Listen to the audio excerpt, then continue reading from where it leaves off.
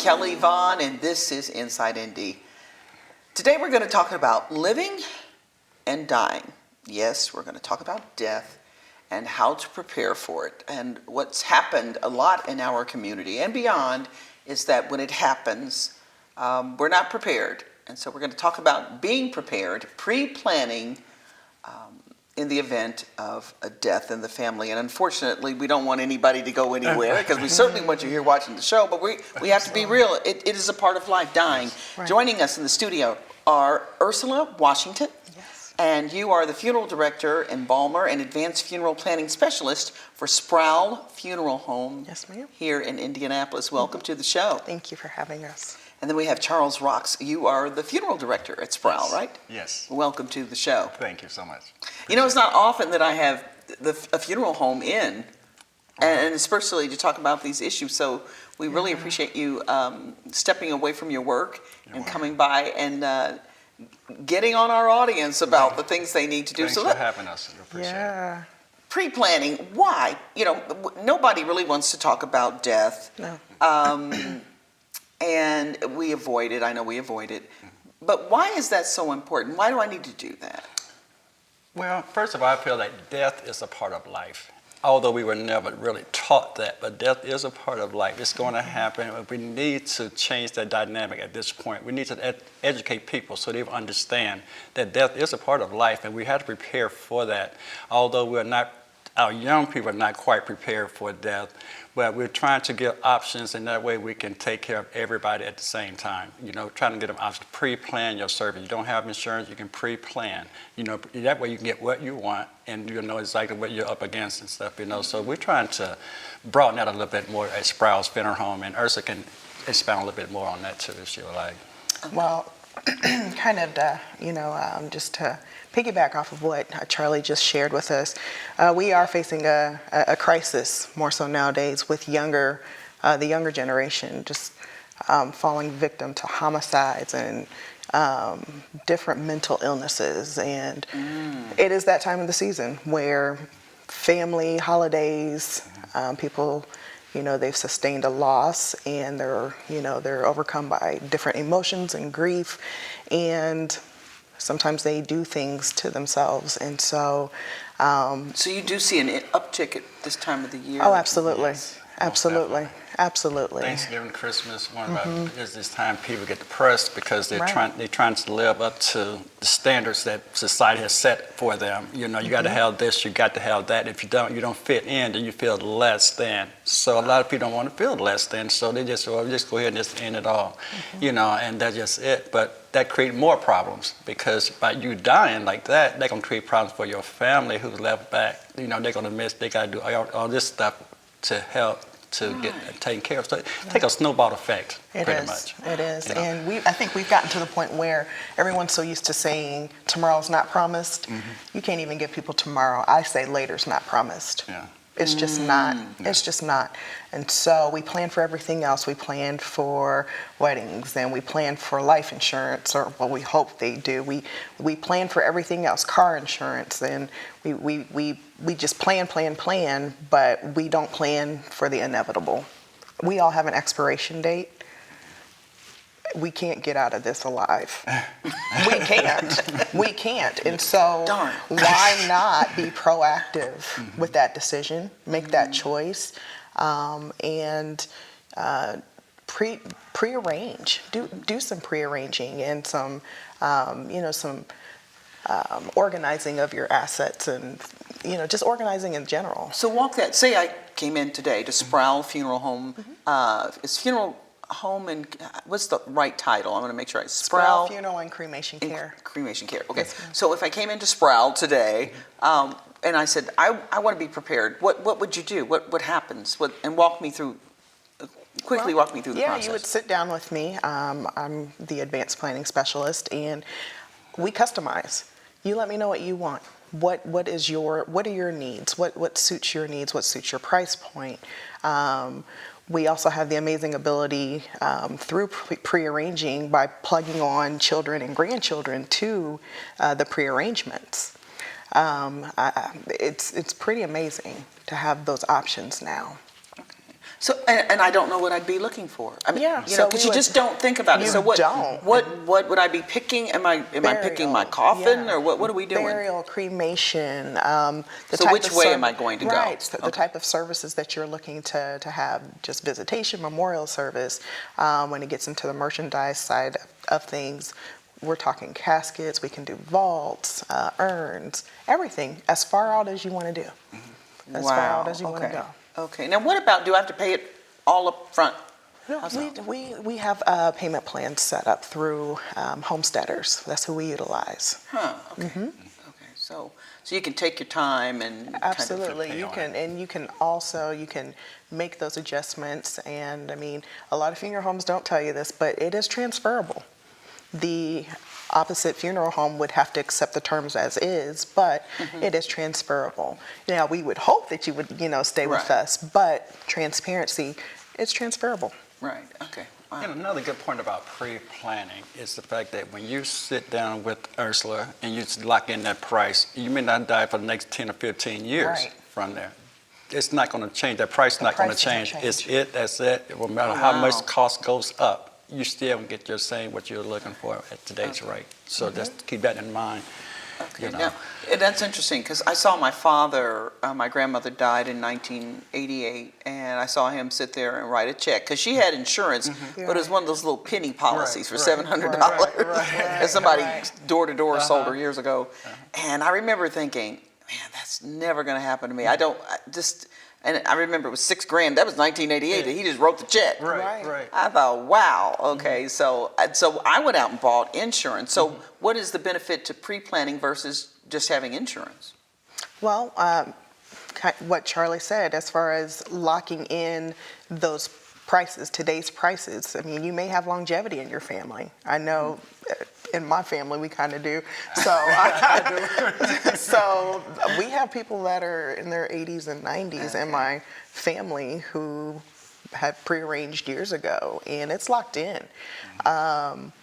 Wow. Yeah, it's pretty amazing.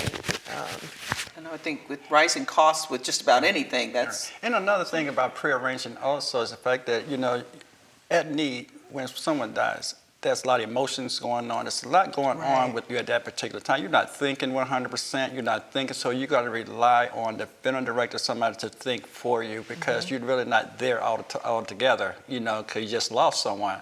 So you prearrange this and stuff. All you do is put in the date and the time, and you're all done. So that would take a lot of release off families. and then you in think doing all the so. bickering that goes on within Oh my the family. goodness, yes, And right. your eyes went up to the sky. Yes, What came to your mind when I said that? It's a vast difference when you've experienced a family who has pre-planned versus a family who had the opportunity to but chose not to, and you have all the layers of the family dynamics that play a huge role in things. This person has a say-so, this person has a say-so, this person's paying. It becomes a lot and very overwhelming. And it's just an added layer of stress that people don't need to go through. Now, what about things like having a will done? Is that something, do you provide that as a part of it, or do you refer people to someplace? Because a lot of times you're just specifically talking about planning for the funeral, but there are other things that, like you mentioned, this goes to Billy, this goes to Billy Right, Bob, exactly. and yeah. So how does are you involved in that, in planning to that extent at all? We are not, but we do have access to resources that can assist families with those needs. Because I think probably a lot of people haven't planned, and they haven't. I think even Aretha Franklin did not have a will. Right. Right, and that makes a difference because you're going to tap in probate forever and a day if you don't have something in place. So we try to tell our families that just have something written down somewhere so someone can have access to that. So that when something happens, less stress, less everything. So Now the name Sprowl, Sprowl. What is that, a name, or what does that? Is it? I hear it and I go, does it mean something, or what is Sprowl? What does that mean?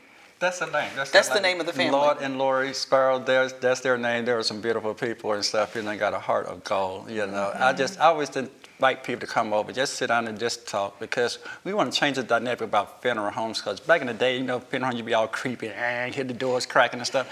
But we want to change that. We want to have people to be comfortable, come in and sit down and talk, and, you know, if you want to have coffee, we have coffee there. You just want to sit down and have some. I heard she makes a mean cake.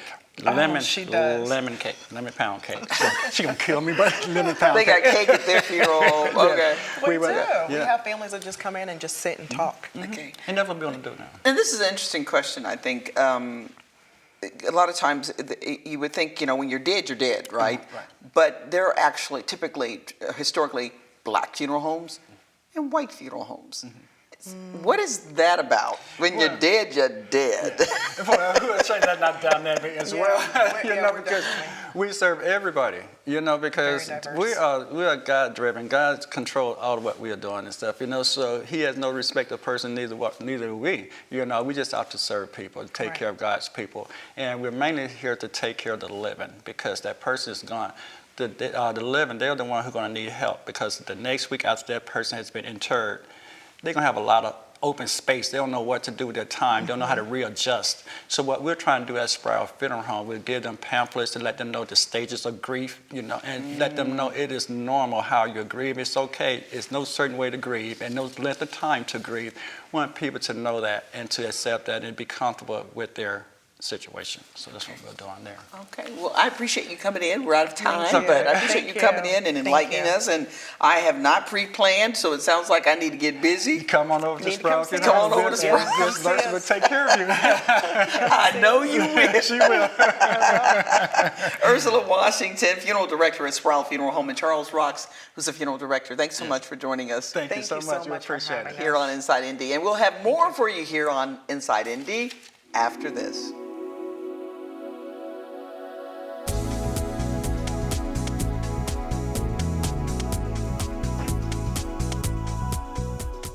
Bye, Janet. It's nice seeing you again. You look good, girl. Just let me know what I can do to help. Well, to help me, she'd have to help every day. Every hour, every ouch, every time my wife calls for help. I mean, maybe she could help me make her lunch. But the crust, all the crust has to be cut off the corners. She could help me run to the doctor for the 5th time this week. Help me with the specialist and the second opinions and the painful paperwork about paperwork. Help me deal with how hard it is seeing my wife's name on so much paperwork. But this is on me. I'm the only one who can do this, like this, for her. Besides, Take care. we will. Janet doesn't like her cooking anyway. Find support for your strength. Visit aarp.org/caregiving for care guides and community. It's a beautiful day out here. Sunny today with light breezes, giving way to clouds in the afternoon.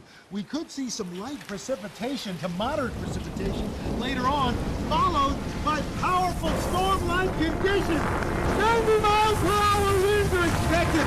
Authorities are asking everyone, stay indoors. Come on, that's it. Let's go.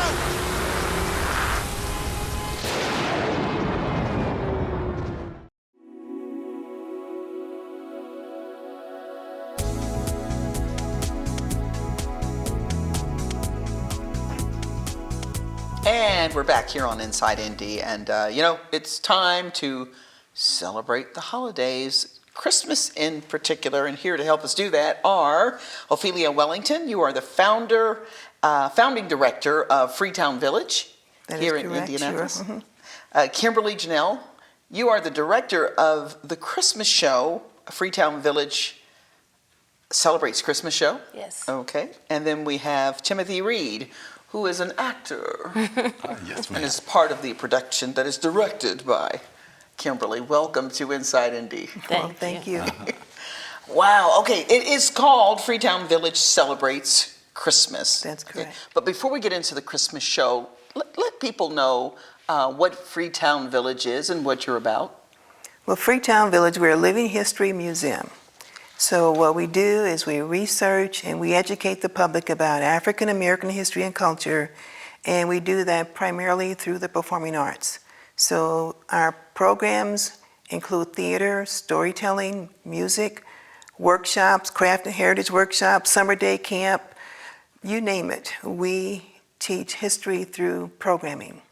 Okay. We've been around since 1982. Wow. And we tour, so all of our programs can reach people where they live, work, and socialize. So we've been to 80 of our 92 Indiana counties and all of the contiguous states with at least one form of our program. Wow. Okay. Now, when you say Living History Museum, one of the things that comes to my mind is Conner Prairie does something similar, right? Just to kind of give people a visual. But you take us back into African American history. That is correct, Okay. yes. So take us back. Give us some examples of what it was like back when, and what years. Are there particular years that you focus in? Do they vary, or is there a particular year that you take people back to? Well, we started out, it was exclusively 1870. And 1870 was 5 years after the end of the Civil War, and it was 5 years during the Industrial Revolution, where people were migrating, moving north and west, and establishing their own communities.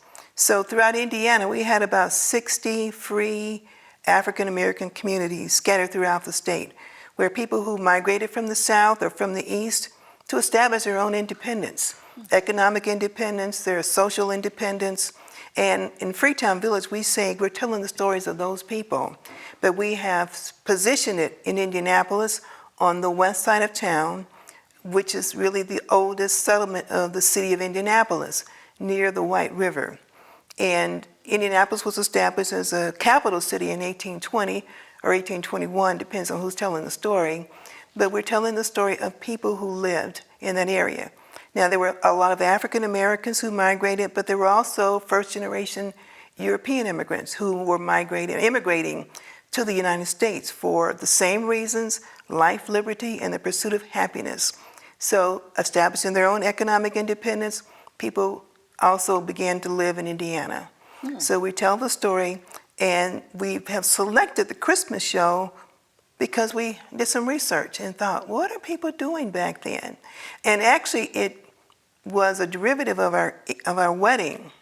Our wedding, we started the 1870 wedding, and then in that research, we found out Christmas story, so, well, let's tell that story. But we also do programs that are not in 1870, so we've expanded our time period so we can tell a broader story. Okay. I was wondering, like, are they just in that one time period? Okay, so let's talk about Freetown Village celebrates Christmas. I can't read my writing. That's why I keep hesitating. Like, what did I write there? So let's have Kimberly tell us about the show. It is an amazing show. I'm having a great time. We have a total of 9 actors. Of the 9, there are 2 young children that are in the production who are the son and daughter of 2 of the actors in the production. I'm trying not to give too much away, but and they're phenomenal. They are absolutely phenomenal. But I'm having a great time directing this production. There is, as there is true in every community, there's a vast array of personalities in Freetown Village. And so Tim is here today as Reverend Strong. He is I want to call him the central piece of Freetown Village, because every town had a pastor. That probably was the first structure that was created, that was set, the first system that was set in every community, back then, was a church. And so, but very vast personalities. I am thoroughly enjoying myself. Okay.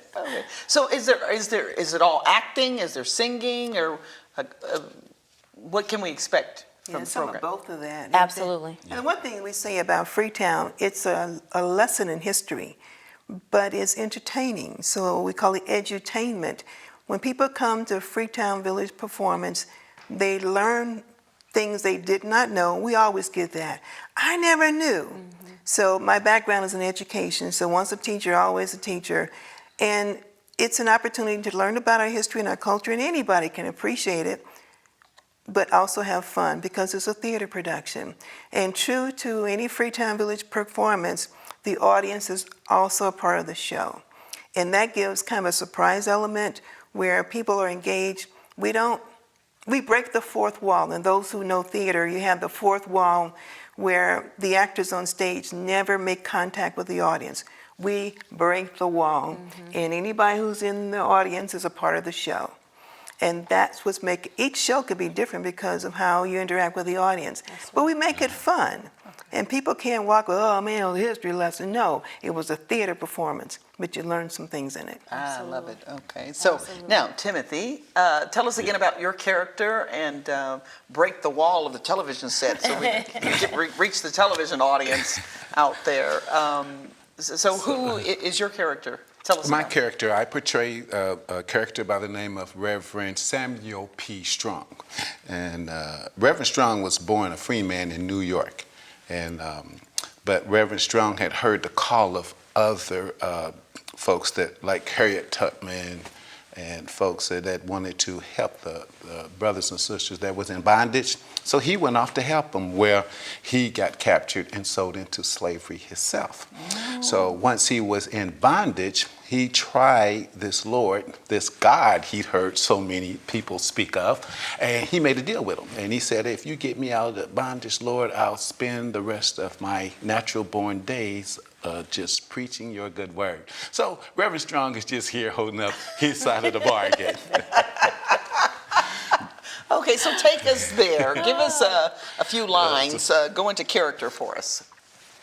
Well, now, you know what's going on here in Freetown Village this year. Now, we've got Sister Cuffy. Now, she's the wife of the Isaiah Cuffy. You know, he's the founder of Freetown Village. Now, you know that Sister Cuffy done come up to me and asked Reverend Strong, could she meet me in my office, said she had something mighty important to talk about. Well, you know, she's a very progressive thinking woman.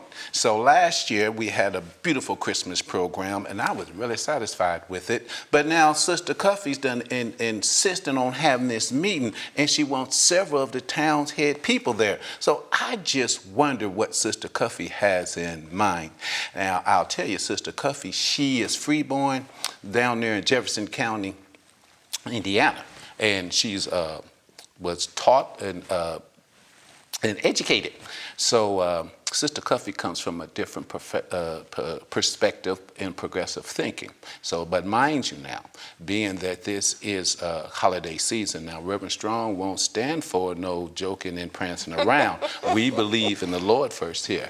So, but you have to come on out and let's find out, what does Sister Cuffy, why does she have this big meeting? What is on her mind about this Christmas program this year?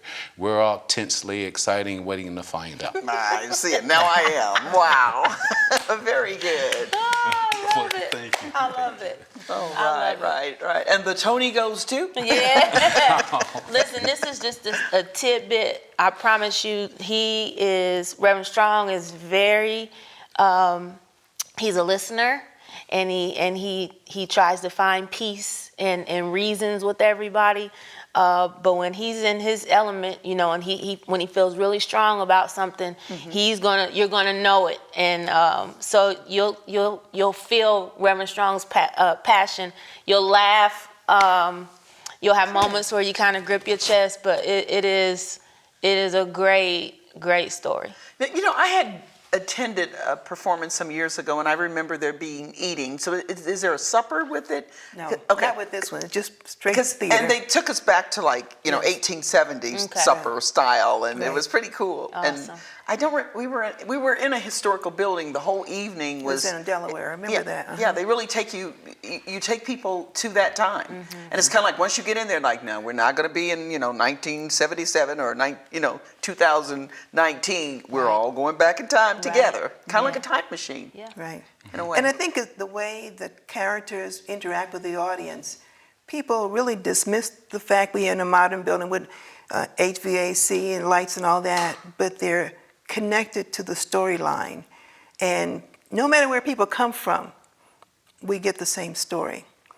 And with the Christmas show, for those who have seen it before, this is a different show.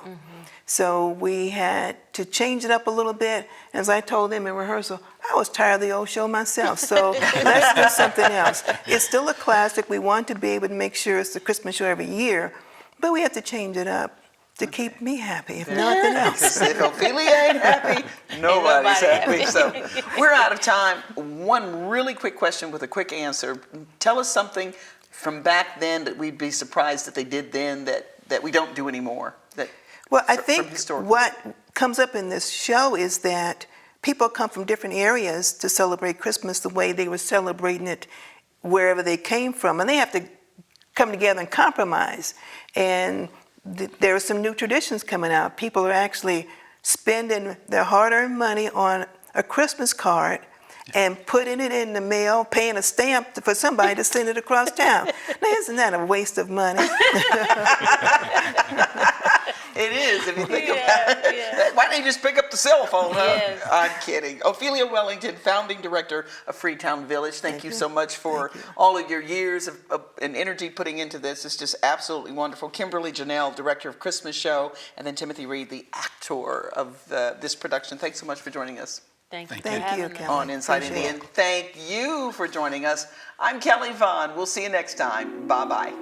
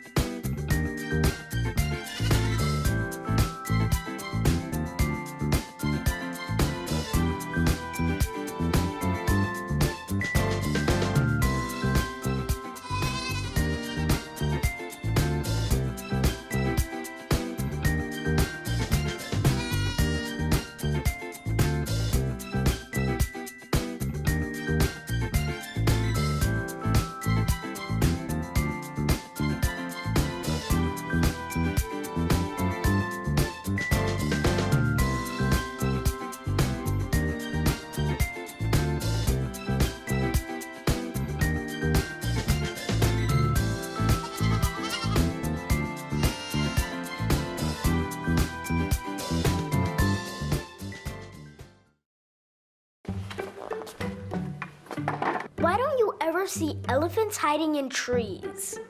Because they're really good at it.